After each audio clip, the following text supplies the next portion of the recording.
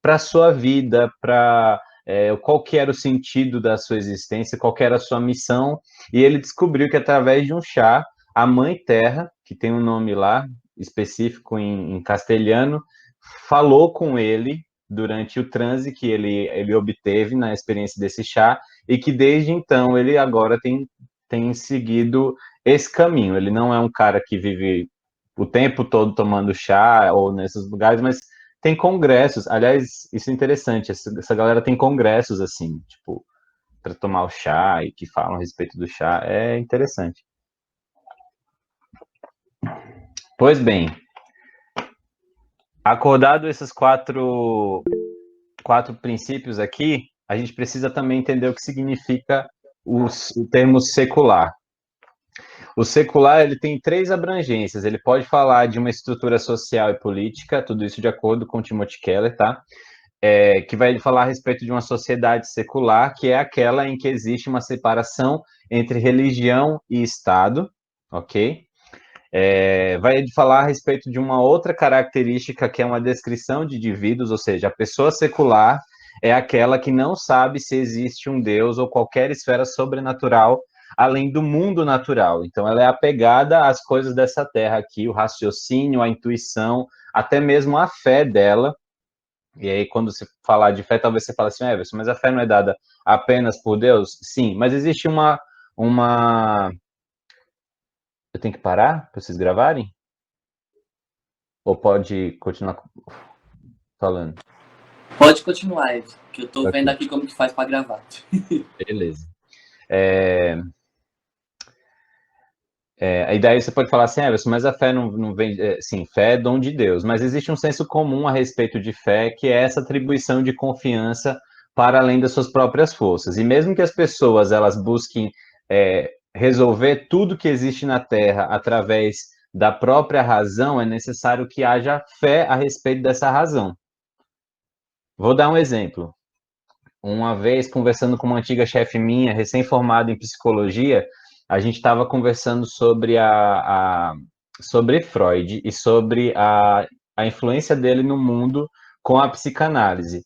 E daí ela falou assim, Everson, tem que ter fé para crer na psicanálise. Eu falei assim, putz, é verdade, porque ela é uma viagem tão doida, mas tão fundamentada assim. Você lê um livro do Freud, lê Totem e Tabu, se alguém quiser, estiver interessado, lê Totem e Tabu e vocês vão ver para onde que Freud foi para estabelecer os seus princípios de psicanálise e tudo mais. É uma viagem muito louca, é um negócio pesado assim, e tem que ter fé para acreditar, né, no que ele está falando, né, no que ele está difundindo. E ele era um médico, ele tinha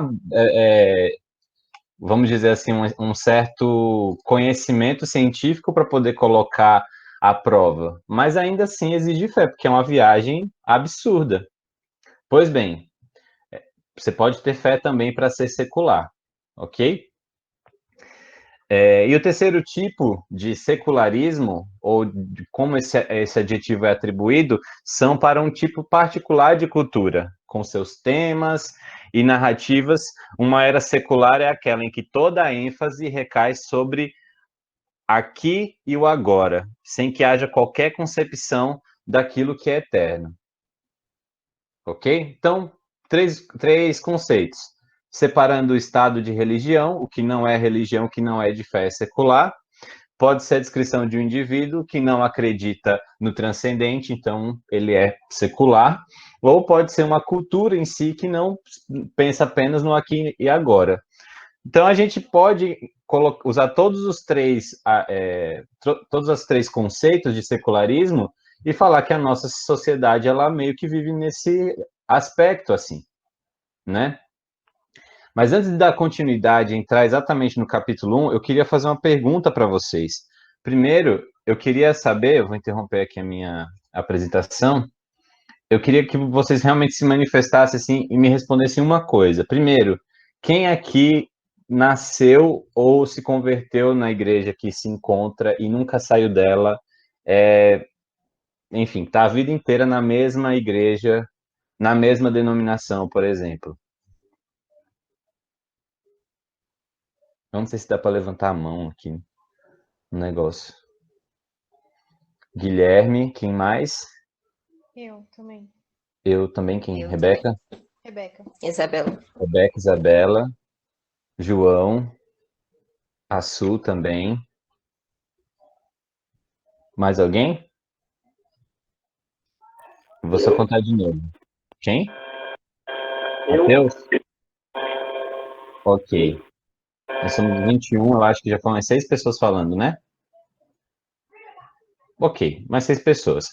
Quem aqui teve experiência com alguma outra igreja e agora se encontra numa igreja reformada, presbiteriana e tudo mais, assim? Quem já teve experiência com a outra igreja? Wellington, Iago, Bruno. Quem mais? Bruno Guzmão. Eu também, obviamente. Eu e a Mara. João, Davi, Juninho e Maria, Ramildo. Quem mais? Eu. Stephanie, 11. Wellington, 12. Daniel, 13. Acabou? Ganhamos, galera. Ganhamos. É isso que eu queria só saber. Ganhamos nada na vida. Ganhou sim, ganhou uma fé baseada na palavra. Isso é maravilhoso. Aleluia, glória a Deus. Ok, guardem essa informação. A maioria de nós que está aqui nesse chat são pessoas que já tiveram experiência com alguma outra igreja e agora fazem parte de uma igreja reformada ou presbiteriana de fato. Ok? Beleza. Segura isso aí. Pois bem, o primeiro capítulo e o segundo capítulo, eles têm essa proposta, desafiar o pressuposto de que o mundo está se tornando mais secular quanto à crença de que pessoas seculares, sem religião, fundamentam sua concepção da vida principalmente sobre a razão. A realidade é que cada um adota a própria cosmovisão por causa de vários fatores racionais, emocionais, culturais e sociais. Vocês acham mesmo que a nossa sociedade está ficando cada vez mais secularizada? E entenda, quando eu falo secularizada, não é apenas que não crê em Deus, mas aqui não tem nenhum tipo de aporte religioso, não tem nenhum tipo de fundamento religioso. Vocês acreditam nisso? Quem acredita, se manifeste, por favor.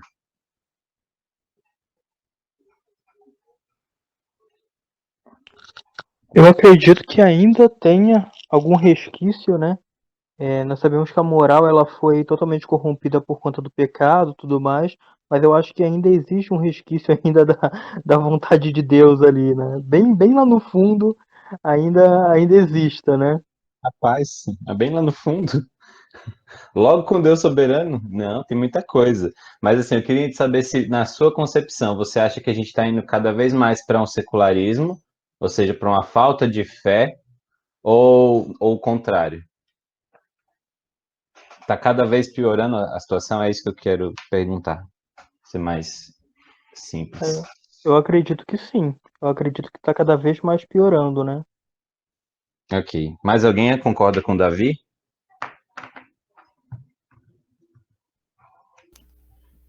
Cara, eu também. Bruno? Eu acho que, pensando nisso, tem um livro que eu acho que dá para fazer um paralelo nesse sentido, chamado Porque Eu Creio, do Michel Borges. Inclusive, é um documentário proposto por um jornalista, organizado por um jornalista, em que ele pega inúmeros estudiosos brasileiros, o Rodrigo Silva, por exemplo, o arqueólogo, Adalto Lourenço, enfim, alguns cientistas brasileiros, para discutir um debate entre a relação que existe entre fé e religião. E nesse livro, tem um professor chamado Andrei Venturini, professor da PUC, ele fala um pouco sobre 3 modelos de fé. Eu acho que cabe aquilo que você estava falando. Ele fala de uma fé natural. A fé natural é aquela fé em que seria um pouco da relação da sua amiga, que ela falou que ela até tem que crer na teoria de Freud, né? Então, a fé natural seria uma espécie de fé, por exemplo, de que um pai, quando ele sai da sua casa, ele crê que ele vai chegar bem, em segurança, no serviço, por exemplo. Então, essa seria uma fé natural. Né? Você precisa crer que você sai de carro e nenhum acidente vai acontecer com você. Tudo ocorrerá bem ao longo do caminho. Mas não necessariamente é uma fé espiritual, né? Tem a fé, que seria uma fé espiritualizada, que trata-se daquela fé de que por você ser bom, por você praticar boas ações, isso, o mundo vai corresponder ao seu favor, de alguma forma. É uma espécie de fé muito próxima do budismo, sabe? De que você tem que ter uma auto-performance e essa auto-performance será correspondida. O karma, né? Exatamente. E a terceira fé, que seria a fé religiosa. Por que eu falei dessas três fés? A fé religiosa seria a nossa, obviamente, de um ser transcendental, superior, existente. Por que eu falei desses três modelos de fé? É porque a sua pergunta foi se há realmente se a nossa sociedade tem cada vez mais se inclinado a um secularismo. Eu acredito que sim, no modelo de se opor a essa fé espiritualizada, que é a que nós estamos procurando agora, ou seja, dessa crença em um Deus superior. Mas isso não significa que nós estamos cada vez mais se inclinando a uma fé entregue cada vez mais ao ateísmo. Inclusive, tem um livro que utiliza esse conceito, que é o do Norman Geisler. Ele fala: eu não tenho fé suficiente para ser ateu. Ou seja, até para ser ateu tem que ter fé. Então, eu acredito que sim, a sociedade cada vez mais tem se colocado de maneira contrária a essa fé espiritualizada, isso é claro, né? Nós vemos o número do crescimento do ateísmo e do ceticismo na sociedade, isso é claro. Então, sim, a sociedade tem crescido, o secularismo tem crescido dentro da nossa sociedade, mas isso não significa que nós estamos criando agora uma sociedade de homens que se opõem por completo à fé, mesmo que essa fé não seja espiritual. Ok. Valeu, João. Bom, de acordo com o menino Keller, ele vai mostrar pra gente que talvez não seja isso não, tá? E ele começa fazendo isso tratando do por que as pessoas precisam da religião. É a primeira parte do livro. Eu não compartilhei. É a primeira parte do livro, e ele nos questiona dessa maneira, dizendo: a religião não está desaparecendo? E, de fato, você dá uma olhada na televisão, você não precisa ir muito longe. Você dá uma olhada na televisão, você abre o seu Instagram, faz um exercício, mas assim, faz bem rapidinho para você não cair em tentação. Abre o seu Instagram e coloca lá naquele ícone do explorar. E dá só uma passada de olho. Você vai ver ali muito secularismo, você vai ver ali, vai ter a impressão de que não tem mais ninguém acreditando em Deus. É muito claro isso. Ou melhor, dá uma olhada só nos em altas do YouTube. Você vai ver o quanto de Deus aparece nos temas. Dá uma olhada nos trending topics do Twitter. Você vai ver o quanto de Deus é mencionado por milhares de pessoas todos os dias. É quase nada.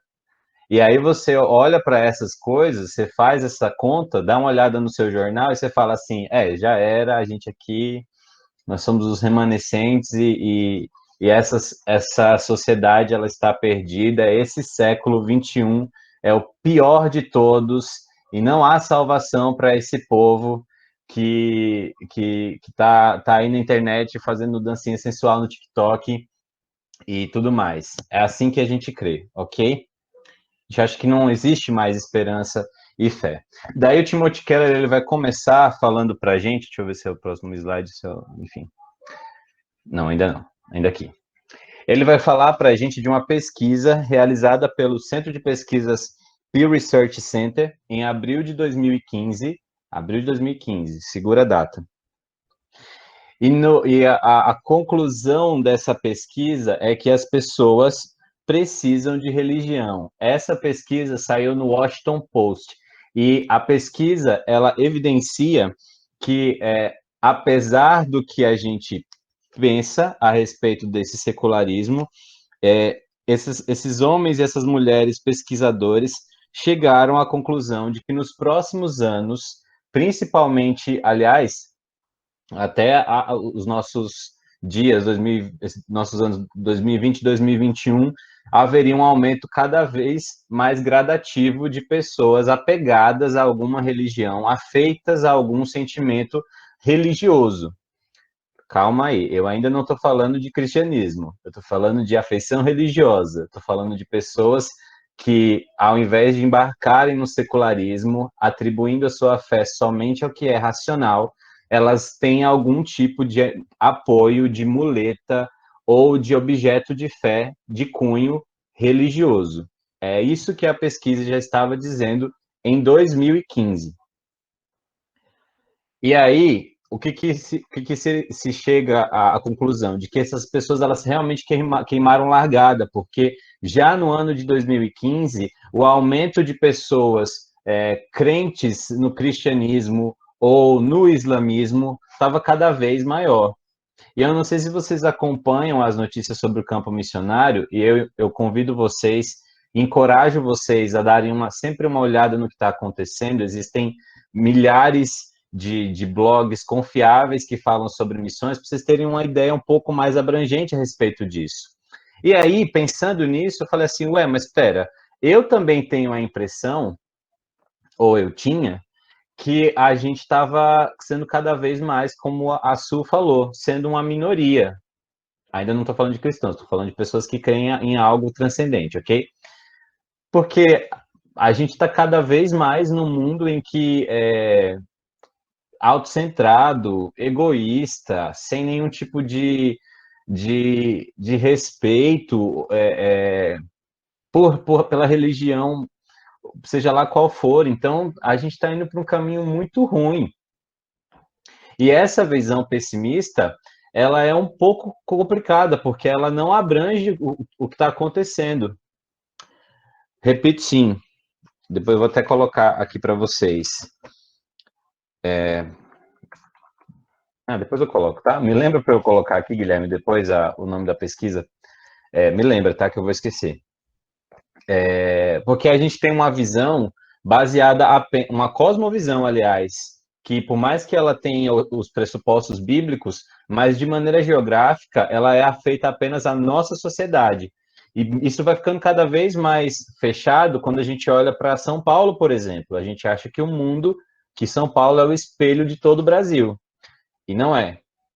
Assim como Manhattan é o lugar onde o Timothy Keller fundou a sua igreja, a Igreja Presbiteriana do Redentor, em 1989, ela não é o reflexo de todo mundo. Tem coisas acontecendo no mundo, mas eu não vou chegar logo nesse ponto porque ele está mais para frente.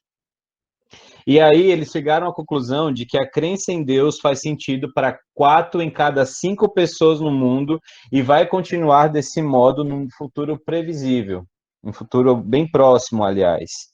E por que isso acontece? Acontece por a consciência de que falta alguma coisa. Eu não sei vocês, mas vocês já tiveram a impressão, mesmo sendo crentes, ou melhor, sabe aquela sensação de vazio que a gente sempre fala que as pessoas que não creem em Deus, elas sentem? Né? E a gente fala assim, quando vai evangelizar, porque esse vazio que você está sentindo só pode ser preenchido por Deus. E até as crianças, elas fazem peças, existem músicas que falam sobre esse vazio que só pode ser preenchido pelo Senhor e tudo mais. Pois bem, isso é mais real do que a gente imagina. Muito mais real. E essa sociedade que a gente chama de secular, ela é uma sociedade que ela tem noção disso. Noção é muito forte, mas que ela se depara constantemente com essa consciência de que falta alguma coisa. Vou dar um exemplo mais próximo aqui. Não levem a mal, tá? Tentem chegar um pouco além do que eu estou falando. Com as manifestações e os movimentos identitários dos últimos anos, a sociedade, aliás, ela achou que quanto mais as pessoas fossem tolerantes com as minorias, com como fala? Valeu, Dani. Quanto mais elas fossem afeitas às lutas minoritárias, mais a gente seríamos pessoas evoluídas. Basta você olhar, por exemplo, a grade de programações realizadas pela Globosat, que é a organização de canais da Rede Globo. Calma, não pense ainda, a Rede Globo é um lixo. enxerga o que está acontecendo. É um lixo que as pessoas não apenas consomem, mas que influenciam e chega na nossa casa e a gente nem percebe. Segura aí.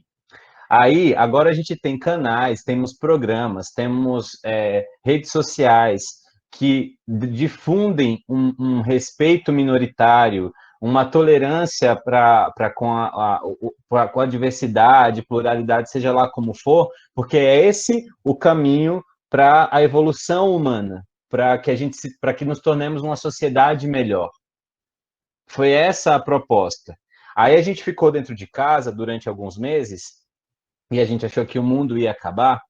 E aí isso foi ficando cada vez mais forte, né? As pessoas aproveitaram esse momento de fragilidade dos homens, da sociedade mundial, para poder difundir isso um pouco mais, porque ao mesmo tempo que a gente estava preso numa pandemia, estavam acontecendo cada vez mais massacres, por exemplo, com negros ao redor do mundo, e a gente teve que assistir pelas telas dos nossos celulares e televisões coisas horríveis acontecendo e grupos se levantando para poder protestar a respeito. E quem não estava junto estava contra, de acordo com a chamada desses grupos.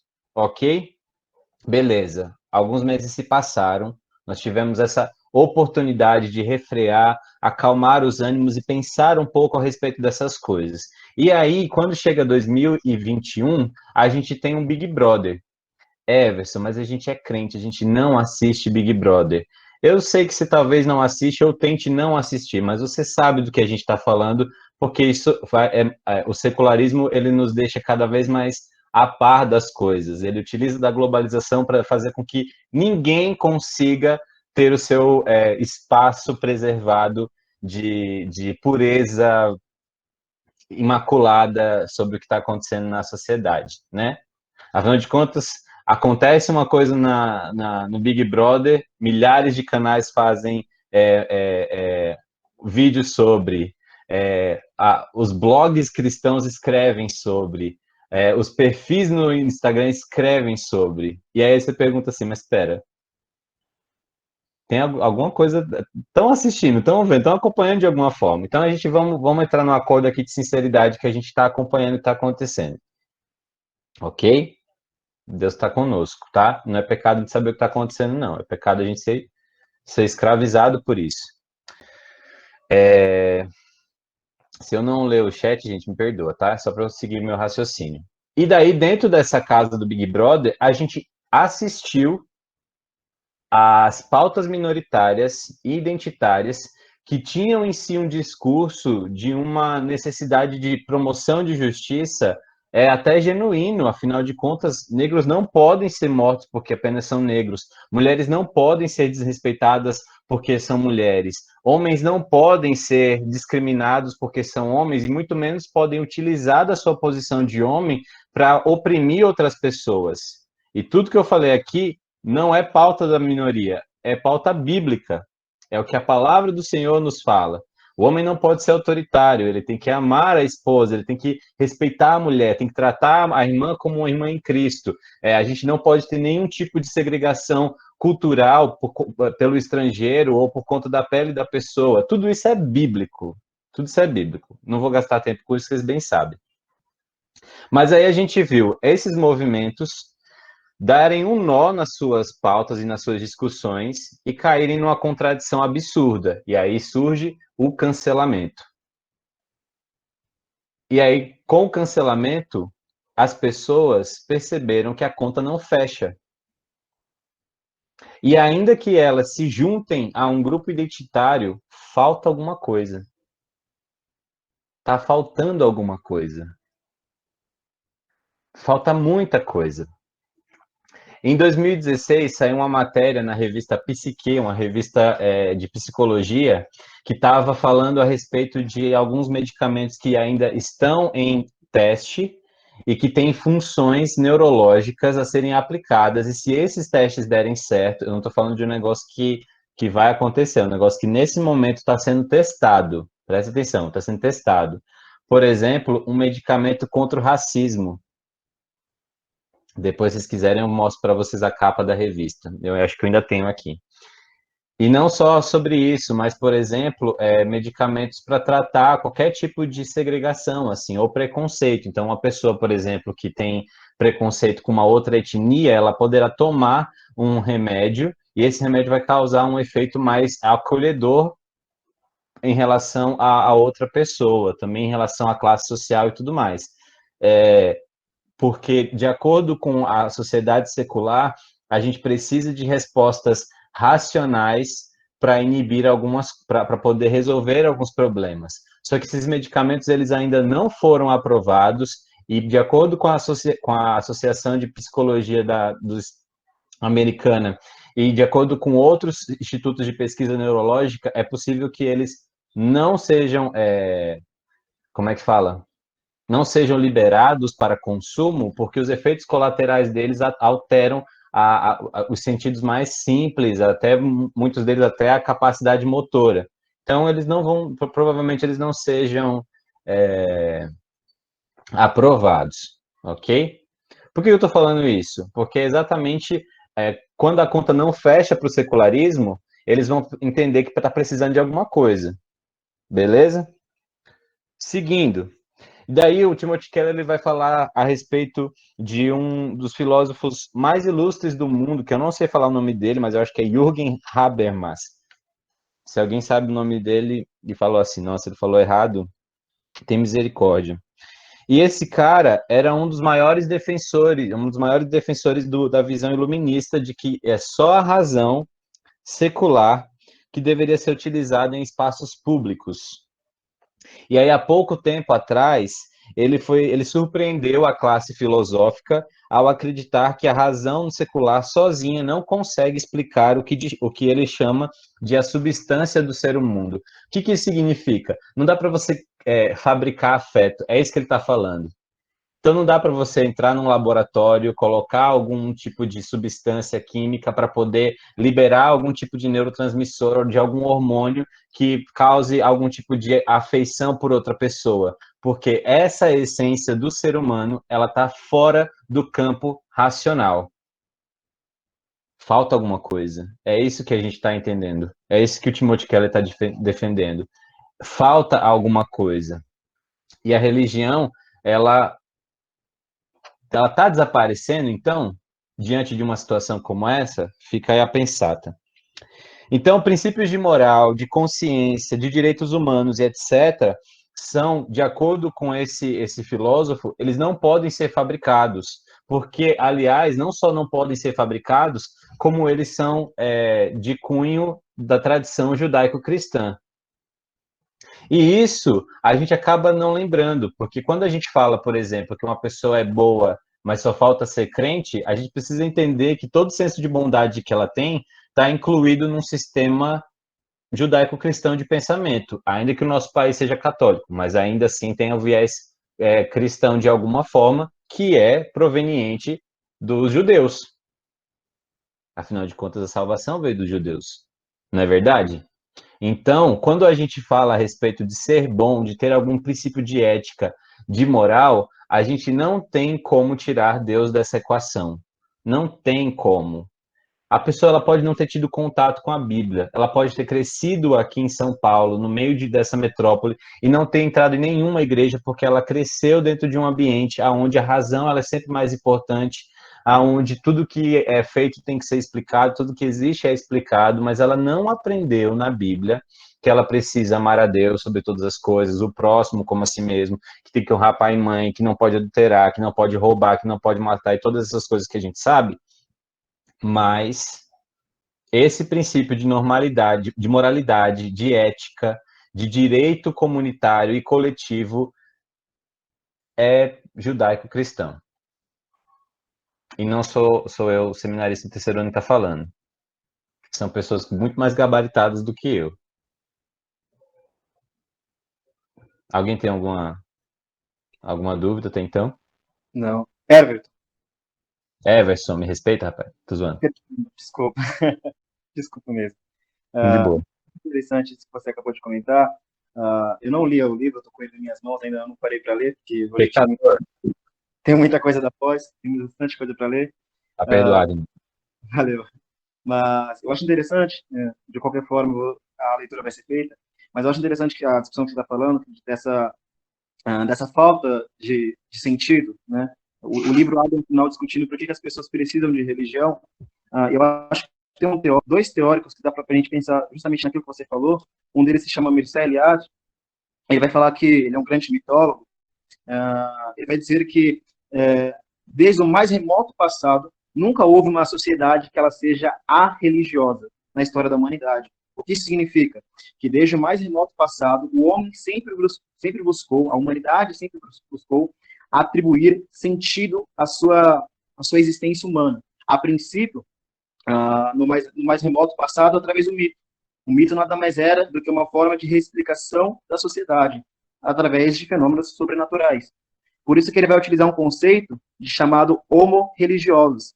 Ele vai dizer que desde o início nós somos homo-religiosos, pensando naquela questão do homo sapiens, né? Sim. Ele vai dizer que desde o início nós somos homo-religiosos, ou seja, desde o início o homem está marcado por uma busca do sentido da vida. E, a princípio, essa busca do sentido da vida será dada pelo mito, a forma de explicação sobrenatural dos fenômenos da realidade, da morte, do pós-vida. Um outro autor que dá para a gente pensar nisso que você está falando, nessa necessidade da religião. Então, por um lado, a religião sempre fez parte da experiência humana. É isso que a gente está falando com o Mircea Eliade. E, por outro lado, um autor que mostra essa necessidade da religião é o Dostoiévski. O Dostoiévski, no seu livro Os Irmãos Karamazov, ele fala justamente dessa questão de que você pontuou, dessa necessidade da religião, quando ele diz que, nos diálogos dos Irmãos Karamazov, que é bem conhecido, é aquele: se Deus não existe, logo é permitido. Ou seja, a ideia de que Deus existir na sociedade, ela sempre representou uma espécie de freio moral. Nós observamos isso de forma muito clara, por exemplo, na própria medievalidade. O medo de você cometer um adultério ou algo do tipo era o medo de você ser punido por Deus, no pós-morte. Então, Deus, dentro da sociedade, a necessidade de Deus sempre foi muito presente como uma própria espécie de freio moral, né? Do homem que não vai cometer um crime, não porque necessariamente ele vai ser punido pelo juiz, mas porque ele vai ser punido pelo juiz dos juízes no pós-morte. Isso sempre foi parte da sociedade humana. E um terceiro autor que dá para a gente pensar nessa questão da necessidade da explicação religiosa para a experiência humana é o próprio C.S. Lewis. O C.S. Lewis, no seu livro, na sua autobiografia, Surprised by Joy, Surpreendido pela Alegria, ele vai dizer que o ateísmo ele é intelectualmente vulnerável intelectualmente frágil e existencialmente vulnerável. Por quê? Porque ele fala que na sua busca no ateísmo, por sentido, ele não conseguia fornecer explicações básicas para aquilo que ele mais precisava. Ele sempre se encontrava perdido dentro do ateísmo, porque ele não conseguia saciar a tristeza humana, a dor humana da perda, por exemplo. E aí a gente encontra, mais uma vez, são argumentos que mostram essa necessidade da experiência humana da religião. Isso é algo que se dá de forma muito clara. E a questão, por exemplo, dos grupos identitários, que foi uma outra questão que você tocou, isso não é um fenômeno particular do século XXI. Se a gente retroceder, por exemplo, no século XX, na década de 60, a gente consegue enxergar isso, por exemplo, com o movimento, com a revolução sexual, as pessoas aderindo a essa visão da liberdade até o último limite, até se tornar libertinagem. O movimento negro, ou os movimentos negros, os Panteras Negras, ou seja, você sempre vai encontrar, retrocedendo na história da humanidade, pessoas aderindo a alguma espécie de grupo que lhe traga um sentido.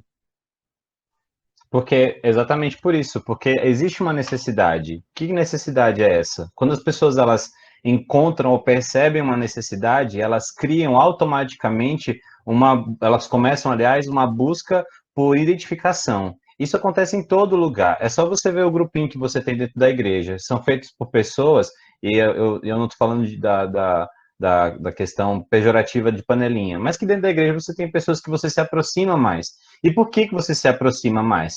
Por uma questão de afinidade e identificação. Isso é claro para todo ser humano. Isso é inerente de nós. Nós precisamos nos sentir identificados. O problema acontece quando esses grupos de identificação eles se tornam maiores ou mais válidos do que uma ideia muito mais abrangente de coletividade.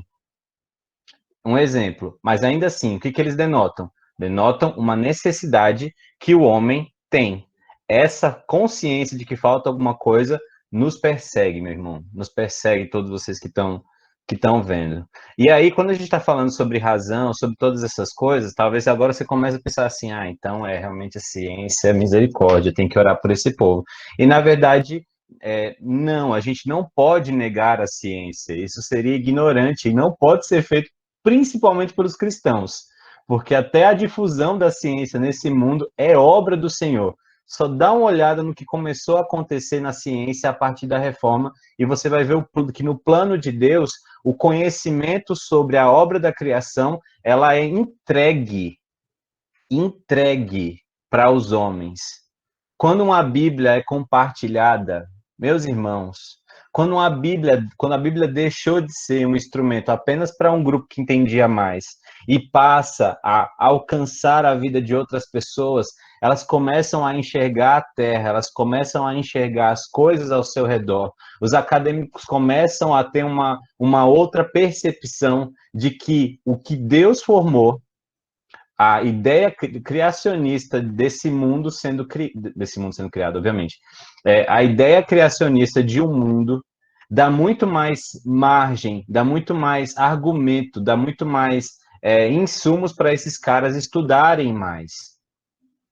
E abrindo um parênteses, você, querido cientista que está acompanhando, querido irmão que está estudando e está sendo tá na faculdade, a sua mente está fazendo assim para a ciência, porque você está descobrindo várias coisas legais e você sabe de tudo que acontece quando... Vou usar aqui a Rebeca. Você sabe o que acontece quando com um dente, quando tem um nervo ali inflamado, o que pode acarretar no cérebro, na anatomia total do homem, não sei o quê. Eu ia falar muita besteira. E ela está também presente. Que vergonha, Deus, me perdoa. Me perdoe. Mas, enfim, quando você começa a descobrir essas coisas e tudo mais, e você fala assim, nossa, ciência é muito louco e tudo mais, meu irmão, dobre o seu joelho. Dobre esse acréscimo de conhecimento que está sendo dado para você e entenda que Deus está te dando a oportunidade de conhecer cada vez mais a obra da criação. E isso é mandato cultural, é dominar a criação. Isso é maravilhoso. Não venda isso, esse privilégio de cumprir o mandato do Senhor só porque agora você é um acadêmico, tá bom? Fechando meu parênteses, meu apelo. E daí ele vai falar de uma outra questão que meio que ele tá começando, tá respondendo para nós se a religião está de fato desaparecendo ou não. O segundo ponto é essa questão do enfrentar a morte e encontrar o perdão. E aí o Timothy Keller, nesse primeiro capítulo, ele fala de vários exemplos. Ele está fundamentando o argumento dele, não utilizando a Bíblia. Você nem acha direito assim a Bíblia aqui. Na verdade, acha um pouquinho, assim, ele faz um paralelo quase no final do primeiro capítulo. Mas ele não está utilizando a Bíblia para poder dizer que o secularismo é do diabo, que a razão é coisa do capiroto.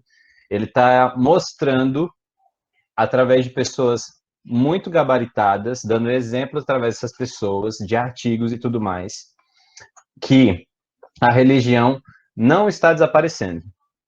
A gente vai chegar lá no porquê.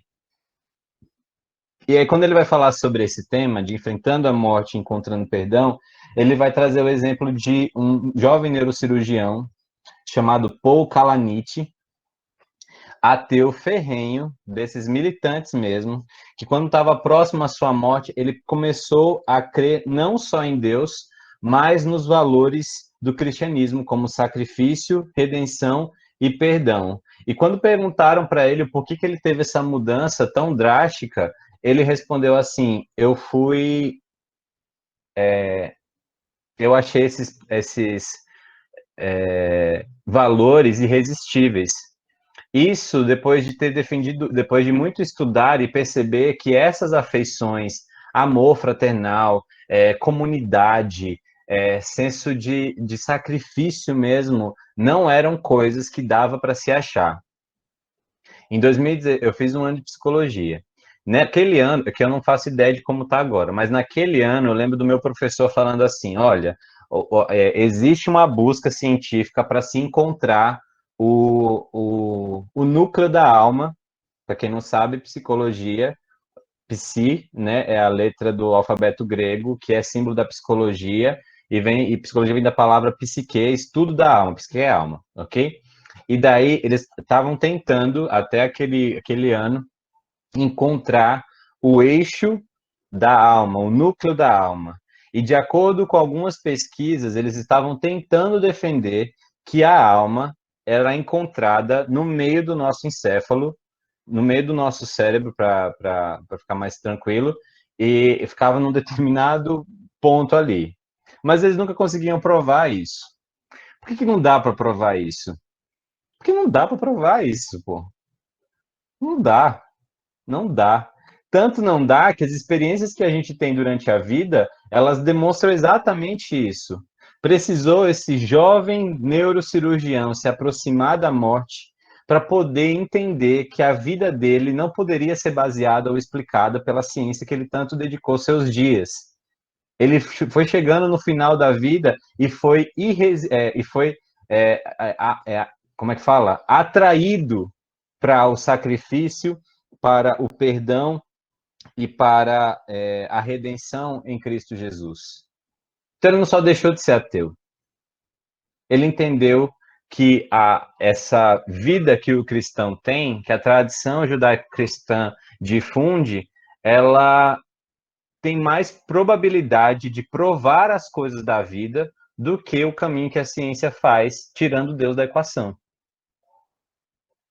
E aí isso começa a aumentar. O Timothy Keller vai citar vários outros exemplos a respeito disso, como o exemplo da Rebecca Piper, que é uma autora e professora, que ela estava fazendo um estudo a respeito das atribuições do perdão, o que acontecia, qual era o valor do perdão para uma sociedade e tudo mais.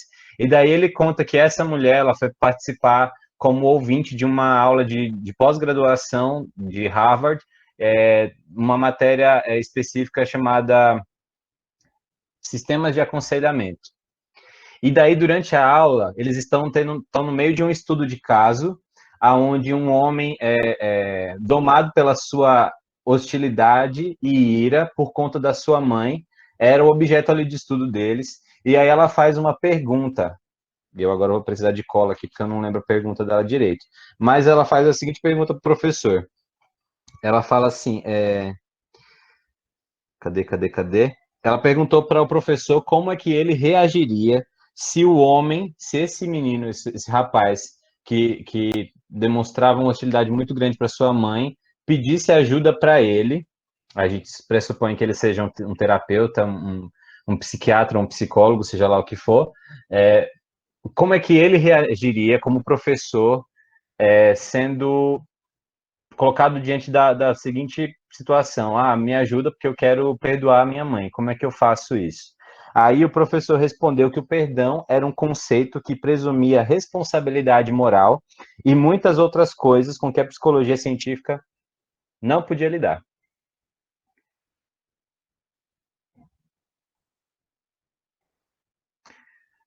No meio da psicanálise, no meio de outras terapias comportamentais, cognitivas, existencialistas, lacanianas ou junguianas, o perdão ele não pode ser difundido porque ele vai contra algum tipo de predileção pessoal, assim, né? É como se você não tivesse que carregar o peso de perdoar outra pessoa ou de eximi-la da culpa de alguém. Então, esse professor, ele realmente falou que ele não poderia, em outras palavras, ele falou que ele não poderia ajudar esse menino a perdoar a mãe dele. E realmente eles não podem fazer isso, porque, como ele mesmo falou, perdão presume responsabilidade moral, algo que a psicologia ela não pode promover. Por que eu estou falando isso? Porque muitas vezes, e aí eu vou voltar para o Big Brother. O João dá risada. Porque em uma desses acontecimentos, Davi também racha o bico. Aí a gente sabe quem está assistindo. Em uma dessas dessas ocasiões do Big Brother, a- apareceu a Carol Conká naquele episódio fatídico de cancelar o menino lá, que também era negro e tudo mais. Ela falou assim, ela pede perdão para ele, porque ela foi muito rude com ele, alguma coisa assim do tipo, e ela fala assim, eu me perdoei primeiro. E talvez você tenha, em algum momento, por conta de traumas ou de situações, entendido por algum lugar, alguma pessoa falou para você, você viu em algum lugar que você deveria primeiro perdoar a si mesmo antes de perdoar a outra pessoa. E daí eu gosto muito de falar sobre isso, porque isso cada vez mais tem sido difundido nessa sociedade secular, e isso é extremamente antibíblico. Você não pode se perdoar. O padrão bíblico do perdão, ele não é baseado de nós para nós mesmos. Ele só pode ser baseado de Deus para nós e de nós para o outro, porque Deus o perdoou. A oração do Pai Nosso é muito clara em relação a isso, né? Ela fala que perdoa as nossas dívidas, assim como nós perdoamos os nossos devedores. Mas ela não tem, você não encontra na Bíblia ninguém se perdoando, porque se auto-perdoar é necessário que você tenha um padrão de moral maior do que a sua própria atitude, então não faz nenhum sentido, né? E para você se auto-perdoar, significa que, melhor, você receber perdão tem que vir de alguém que não tenha pecado. Por isso que a gente ora e perdoa em nome de Jesus. A gente ora para que o perdão de Deus seja derramado sobre nossas vidas. E assim a gente perdoa a outra pessoa. Mas a gente não consegue se perdoar. Compreende? E aí, quem que vai me ensinar a respeito disso? Quem que vai me trazer algum tipo de consolo em relação a isso? Eu preciso de um padrão moral acima do meu. Eu só encontro em Cristo, eu não encontro em mim mesmo. Então, o discurso que a Carol Conká está fazendo endossa o que esse secularismo fala, mas não fecha a conta. Porque chega uma hora que ela não pode se perdoar. Afinal de contas, a queda derrubou ela de uma maneira muito... Isto na web. Amado. Desculpa, galera, o Google falou. A queda, ela foi muito forte na vida da Carol Conká, assim como foi na vida de cada um de nós aqui nessa reunião. O tombo foi muito feio. Quem que se levanta? Quem consegue se levantar? Então, quem consegue se auto-perdoar? Não consegue. Não consegue. Logo, a gente precisa de um padrão moral. E a gente só encontra na única referência que é registrada em toda a história, no próprio Cristo. Ainda falando a respeito dessa resposta para o fato da religião estar ou não desaparecendo, o Timothy Keller, ele vai... Cadê minha tela aqui? Ele vai tratar de um outro aspecto. Everson, Oi, pois não. só aproveitando essa deixa que você falou de padrão moral, necessidade de padrão moral, eu não sei se o Timothy Fala do Keller, Big Brother, né? eu não sei se ele cita na abertura desse livro, nesse Porque as Pessoas Precisam de Religião, mas tem um documentário dele na Inglaterra, esse mesmo, no Reino Unido, e ele fala de uma hipótese em que ele fala de, imagine que um jovem, à meia-noite, ele encontra uma senhora com um belo colar e ele decide assaltar essa senhora. Ele pergunta para essas pessoas, por que esse jovem não assaltaria essa senhora? E aí as pessoas começam a fornecer uma série de teses, por que esse jovem não assaltaria, talvez era muito perigoso, ele pensou no risco, coloca duas medidas. O que ele conclui é que é o seguinte, no final, ele diz que, queira você ou não queira, concorde ou você ou não, se esse jovem decidir não roubar essa pessoa, porque ele acredita de alguma forma que aquilo é errado, ou que aquela mulher se assemelha à sua mãe ou sua avó, de alguma forma esse jovem deixou de fazer isso por uma influência da tradição judaica cristã em sua história, mesmo que ele não acredite de fato em um Deus. Afinal, porque de forma clara e absoluta, que é a psicologia da necessidade, da moral, nós, enquanto Ocidente, nós somos marcados pelo direito romano, pela filosofia grega e pela tradição judaico-cristã. Então, nosso conceito de moral, mesmo daquele que seja um ateu, ele parte de um modelo judaico-cristão, não só no Ocidente, mas também no Oriente. Geralmente, por uma construção eurocêntrica da história, a gente tem a questão de associar cristianismo com a Europa, né? Quando não, a maior expansão do cristianismo se dá no Oriente, mas se dá no Ocidente. Então, não só no Ocidente, como no próprio Oriente, o modelo que se tem de moral parte de um modelo judaico-cristão. Totalmente, totalmente. Isso é tão intrínseco na nossa sociedade que a maneira como a gente lida com o medo, por exemplo, é baseado em um entendimento judaico-cristão. Vou dar o exemplo uma palestra que o Ravi Zacarias, que faleceu no ano passado e que a gente descobriu recentemente que ele teve alguns pecados de pureza sexual antes da sua morte. Isso foi divulgado, inclusive, pelo próprio ministério dele, né, que deu abertura para a investigação, né, e não escondeu nada. Mas tem um episódio muito legal do Ravi Zacarias. Ravi Zacarias era um apologeta indiano que faleceu no ano passado. E aí, nesse episódio, ele junto, acho que ele deve estar numa faculdade, em algum lugar assim, e aí um jovem, num momento lá de perguntas e respostas, ele fala assim: então você quer que eu acredite que porque as pessoas não leem um livro de tradição judaico-cristã, elas agora vão começar a se deixar levar por qualquer tipo de maldade, ou vão endossar qualquer tipo de maldade na Terra, vão ser pessoas piores? É isso que você quer que eu acredite? Aí o Ravi Zacarias, com muita destreza em defender a fé, ele só perguntou para o menino: quando você vai dormir, você tranca a porta? Esse silêncio também essa pausa dramática, ela também aconteceu lá. E, obviamente, ele tranca a porta. Por quê? Porque ele tem medo. Tem medo de quê? De alguém fazer maldade. E por que essa pessoa faz maldade? Você me explica? Como se pode explicar isso? É óbvio, é explicado porque a queda, ela veio e a gente virou resultado da queda, né? Exatamente, Bruno. Queda.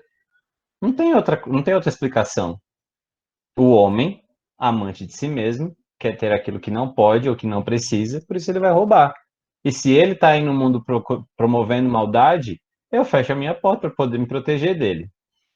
É óbvio, é óbvio. E quem é que vai colocar um freio nisso? A graça do Senhor. Ética, moral, direitos humanos, Carta Magna, seja lá como você queira chamar algum princípio de coerência entre bem ou mal, ele é estabelecido porque Deus estabeleceu.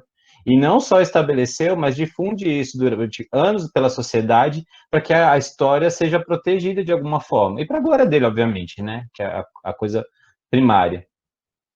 Vai não, João. Fica aí.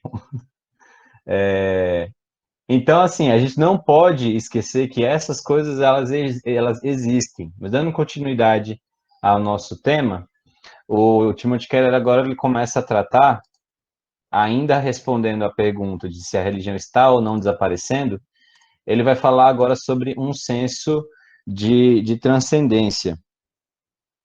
E aí, nessa questão do senso de transcendência, ele vai, por exemplo, citar, vai dizer o seguinte: é o senso de que somos mais, de que a vida é mais do que aquilo que os nossos olhos conseguem enxergar no mundo real. Primeiro ele falou a respeito de um intelectual, professor de Harvard também, chamado James Wood, que em um livro ele relata uma epifania que ele teve durante uma noite assombrada que aconteceu. Ele fala assim: como é possível que este mundo seja o resultado de um Big Bang acidental? Como pode não ter havido desígnio algum? Nenhum propósito metafísico. Será possível que toda a vida, a começar pela minha, do meu marido, do meu filho, por aí afora, seja cosmicamente irrelevante? Wood, ele próprio, um homem secular, reconhece que à medida que se fica mais velho, os pais, os amigos começam a morrer e os obituários do jornal não são mais missivas de uma terra distante, mas sim cartas locais.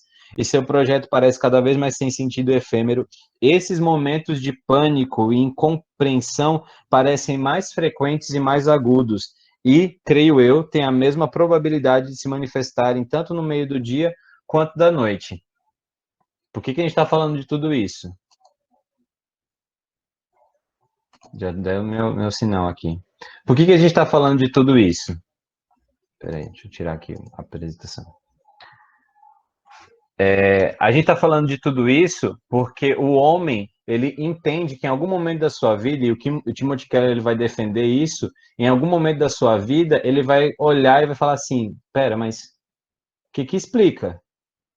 Você não precisa ser crente, você não precisa ter sido criado na igreja presbiteriana, apenas fica diante de uma paisagem, fica alguns segundos diante dela, e a sua mente começa a explodir. Para a gente que é crente, obviamente a gente vai redundar em glória, né? A glória para Deus, aliás. Mas qualquer pessoa descrente, quando ela olha, ela não sabe o que fazer, ela não sabe o que pensar. Ela vai tentar achar em qualquer buraco da sua mente algo para atribuir aquilo. Ela vai jogar para o universo, se ela não quer acreditar em Deus. Mas ela não tem como explicar aquela sensação. Essa sensação ela está presente nas artes, ela está presente na estética, ou seja, na beleza também. Ela está presente em um momento de afinidade, quando você se depara com uma pessoa que você tem muita afinidade, você está descobrindo que cada vez mais você se parece, e apresenta um negócio, você fala, caramba, como é demais isso. Isso apresenta-se na maneira como você lida com a sua família, quando você se apaixona por uma pessoa. Existem micro aspectos de transcendência na nossa vida que apontam apenas para uma realidade. Tem alguém fazendo, ou promovendo, ou deixando a gente experimentar tudo isso. E aí a sociedade secular, ela não consegue ter respostas racionais para isso. Então ela tem que se curvar diante de Deus de alguma forma, ou lutar de maneira militante, assim, mas com muita força para negar essa transcendência. Mano, pandemia, a gente simplesmente parou e não sabia mais o que responder. E as pessoas ficaram tipo assim, meu Deus, o que vai ser do mundo? É um apocalipse zumbi, o que eu faço? Aí as pessoas começam a buscar coisas e tal, enfim. Ô Everson, me Fala, fez amigo. lembrar aquela frase do Abraham Kuyper que ele pega e fala, como se fosse Deus, né, se expressando. Não há um único centímetro quadrado neste mundo na qual eu não possa dizer é meu, né? Então tudo Maravilhoso. se resume à obra de Deus, né? A criação de Deus. Maravilhoso. Ô Everson, Oi.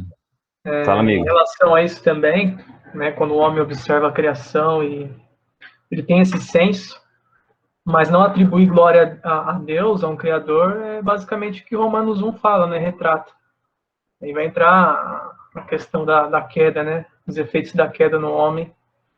E quando ele não consegue atribuir glória a Deus, certamente ele vai procurar buscar significado em qualquer outra coisa, qualquer aspecto da realidade, né? E para mim, na minha opinião, quando a gente busca um senso de significado na nossa vida fora de Deus, dentro de um aspecto da realidade só, é uma visão muito reducionista, né, da realidade. Por isso que sempre falta alguma coisa, né? Porque a gente foi criado para adorar a Deus, né? O homem foi criado para adorar, né? Na verdade. Então Exatamente. ele vai adorar alguma coisa. Se não é o Deus verdadeiro, é Deus dos falsos. Vai querer se adorar, mas também a conta não fecha, porque daí ele morre e sabe que a vida dele é transitória. Então não fecha, nunca fecha. Sem Deus, a conta nunca fecha. Gente, eu já extrapolei muito o meu horário, então eu vou logo para as considerações finais desse capítulo 1, falando a respeito diante de tudo isso. A gente não viu tudo, ainda tinha muita coisa para falar, só nesse primeiro capítulo. Mas aí, diante de tudo isso que a gente já viu, a gente já falou, ainda assim, a religião está em declínio? Eu não vou responder isso para vocês. Eu quero que vocês pensem a respeito disso, porque essa também é a proposta inicial do Timothy Keller e vocês vão ter o livro inteiro ainda para poder trabalhar a respeito. Na verdade, a gente está cada vez mais lidando com um fenômeno, e aí eu volto a falar para vocês, reparem no que está acontecendo no campo. Se você é crente, se você é reformado, se diz reformado, calvinista, se você é todo esse negócio aí, e você não observa o que Deus está fazendo ao redor do mundo, você está agindo de maneira ignorante. Você está pensando apenas no seu gueto, o que acontece dentro da sua igreja. E, na verdade, o que Deus está fazendo ao redor do mundo é muito mais da hora, vou dizer da hora, muito mais da hora do que a gente imagina. A nossa cabeça pensa de maneira norte-americana e europeizada, assim. Eu não sei se esse adjetivo está certo. Não é europeia, né? Europeizada, que horror. Pensa de maneira norte-americana e europeia. Então, a gente vê o declínio da fé nos Estados Unidos e o declínio da fé na Europa, a gente fala assim, acabou o mundo, né? Porque, pelo amor de Deus, não tem mais evangelho sendo pregado, o berço do calvinismo está em destruição, as igrejas na Europa estão fechando e a gente fala assim, realmente o mundo está perdido. Meu irmão, se você soubesse o que está acontecendo na Síria, a igreja na Síria é a que mais aumenta de maneira mais rápida e exponencial nesse exato momento, com 10 anos de guerra, com igrejas sendo construídas subterrâneas e o evangelho está crescendo. O que tem acontecido na China é que mesmo debaixo de uma ditadura comunista, ou melhor, não uma ditadura, mas de um regime socialista e comunista, o evangelho cresce no meio dessas gerações, mesmo com perseguição, mesmo com o governo querendo mudar até, por exemplo, o ministério de Cristo, criando uma outra Bíblia para que as igrejas legalizadas possam resistir, mas o evangelho cresce, as pessoas estão se convertendo. Em Bangladesh, as mulheres estão sendo usadas para alcançar a vida dos seus maridos que estão desacreditados, tanto do islamismo quanto dos governos baseados na Sharia. E é onde eles estão encontrando Jesus? Através do evangelho que está sendo pregado para as mulheres daquele país. A gente precisa parar de achar que cristianismo é baseado apenas em Europa, Estados Unidos e nos reformadinhos aqui do Brasil. O evangelho cresce e não é por nossa causa, é porque a missão é de Deus e ele continua cumprindo. Logo, a gente precisa pensar a respeito dessa falta de religião aqui no mundo, ou melhor, essa falta de religião no mundo. Acho que... Acho nada. Vocês vão ler o livro, vocês vão descobrindo as coisas aí, vocês. Acho que é isso, galera. Eu já falei demais hoje.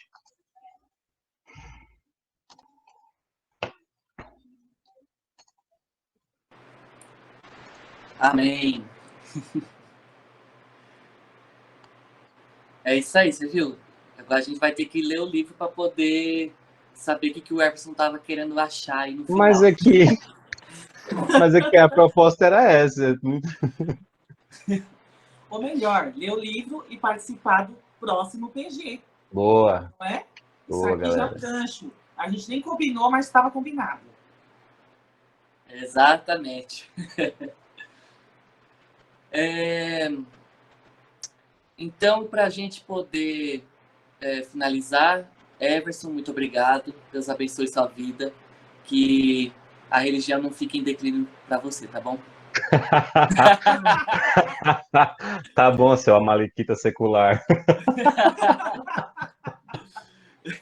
Que você não seja uma pessoa secular. Que eu não seja secular, é verdade. Por Deixa eu só favor. fazer uma ressalva. Isso foi algo que eu ouvi do Felipe Fontes, meu querido professor de religião e sociedade pós-moderna. Não enxerguem o século XXI como demonizado, tá? Assim como os outros séculos tiveram coisas ruins e coisas boas, tem coisa boa nesse século, porque Deus é o Deus desse século também. É isso aí. Falei isso agora. Jogou a bomba e ficou só esperando a fumaça baixar.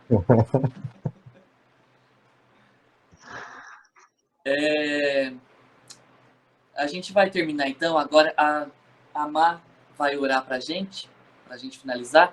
E aí, quando a Maria terminar a oração, liguem suas câmeras, por favor, pra gente poder tirar um printzinho pra postar lá no Instagram e ficar na recordação. O Juninho já avisou antes para vocês se prepararem, caso alguém esteja em uma situação inadequada. Vamos lá.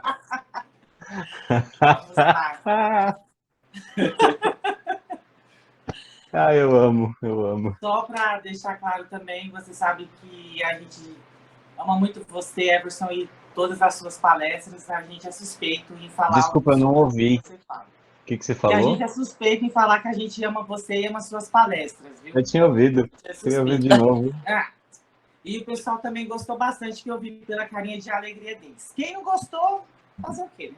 Quem não gostou, deixa o like. Galera, eu que agradeço. Para mim é uma alegria poder falar com vocês, compartilhar das coisas que Deus tem falado com os seus queridos, como Timothy Keller, por exemplo.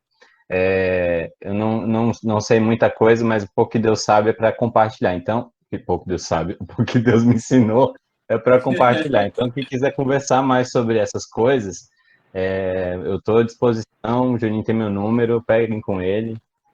Eu converso, eu sou bom de conversar. Beleza. Oremos. Pai, em nome de Jesus, obrigada por mais um dia. Obrigada por mais um dia que aprendemos sobre o Senhor. Obrigada por mais um dia que tivemos a oportunidade de te adorar e te glorificar. Em nome de Jesus, que isso não saia dos nossos corações, que venhamos entender a tua palavra e que venhamos entender que este século XXI não é demonizado, que tem muitas coisas boas que o Senhor fez para nós e que devemos ser gratos a tudo isso que o Senhor está fazendo. E espalhar o teu evangelho, Deus. E falar da tua palavra, ler mais a tua palavra e amar mais o Senhor. Que tenhamos isso em nossos corações. Em nome de Jesus, obrigada por cada um que participou, que mesmo cansado, mesmo voltando do trabalho, mesmo com seus afazeres, tiraram um tempo para ouvir a tua palavra, Deus. Obrigada por cada um. Que o Senhor abençoe o restante da noite, a semana, e que cada um esteja firme em tua palavra, firme em teus caminhos, Pai. Em nome de Jesus que eu oro e te agradeço. Amém. Amém. Só uma última coisa. Eu fiz uma pergunta no começo sobre quem tinha saído de uma igreja e tinha ido para outra. Talvez esse número de pessoas que falou que tinha saído de uma igreja para outra, você tenha feito uma transição por conta de alguma experiência traumática, de relacional, ou seja lá o que for, mas ainda assim você não desistiu do evangelho. Isso também explica por que essa secularização ela também não é tão ou mais poderosa do que a obra de Deus na sua vida. Você poderia ter falado assim, quer saber mais de crente não, que é tudo chato, mas você apenas foi mais atrás do Senhor e hoje você está aqui. Pense nisso. Amém. É isso aí. Olha o print, galera, abrindo suas câmeras. Gente, deixa eu só dar um recado antes, por favor. Pode falar. Gente, é com relação às camisetas. Eu não sei se todo mundo fez a encomenda. Na verdade, o prazo se encerrou ontem, mas se por um acaso alguém tiver a vontade de fazer a encomenda ou já tiver feito, mas ainda não acertou o pagamento, tem que ser feito no máximo até o final dessa semana. Tá bom? É só isso. Aí é só falar com a gente. Sempre a Rebeca cobrando o povo. Sim, gente. O Wellington, na ausência do Wellington, eu sou a mulher da grana, hein, gente? Dinheiro aqui, ó. Pode mandar. Depois, se quiser depositar um pouquinho a mais também, eu tô precisando comprar umas coisinhas em casa. Então, Fazendo as brusinhas, ficam as brusinhas que eu tô ligado. as brusinhas. Vamos lá? Então vamos lá, todo mundo sorrindo, hein? 1, 2, 3 e... Deixa eu ver se foi, só um minutinho. Deixa eu ver se deu certo. Deu, foi. Então é isso, galera. Muito obrigado todo mundo que participou hoje. Tem gente aí deitado na cama, tem gente no sofá, tem gente que estava no trem voltando do trabalho. E é isso aí. Isso que é bom. A internet nos dá essas oportunidades, né? De estarmos juntos, ainda que distantes, e estarmos lado a lado, que é o tema do ano, lado a lado. A internet nos dá essa oportunidade de estarmos lado a lado, e cada um na sua casa, cada um voltando dos seus afazeres, mas todo mundo estudando a palavra. Então, muito obrigado pela presença de todo mundo, e na última terça do mês que vem a gente se vê de novo, hein? Matheus, Tchau, cuidado com a cachaça. Deus abençoe. Eu nem sei que tinha nessa xícara sua, hein, Everson? Não era café, não, hein? Beijo, gente. Valeu, Eve. Valeu, galera. Obrigado. Deus abençoe. Tem uma criança falando em algum Valeu, lugar. gente. Deus abençoe. Até a próxima. Tchau, gente. Boa semana para todo mundo. Tchau. O último apaga a luz. Último apaga a luz.